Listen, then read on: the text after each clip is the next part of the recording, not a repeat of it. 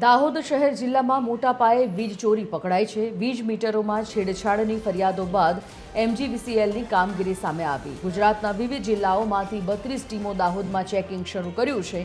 શહેરમાં 16 અને ગ્રામ્ય વિસ્તારોમાં 16 ટીમોની વ્યાપક તપાસ ચાલી રહી છે। આજે શહેરમાંથી 19 શંકાસ્પદ મીટર જપ્ત કરાયા। 17 થી 19 સપ્ટેમ્બરે ચકાસણી હાથ ધરવામાં આવનાર છે। એવામાં અત્યાર સુધી 145 શંકાસ્પદ મીટર ઝડપાયા છે। 50માં છેડછાડનો ખુલાસો થયો તો છેડછાડ કરનારા સામે એફઆઈઆર અને દંડની જોગવાઈ છે। 1.25 કરોડની વીજ ચોરી ઝડપાઈ। આવામાં આગામી દિવસોમાં પણ એમજીવીસીએલનું અભિયાન ચાલુ રહેશે।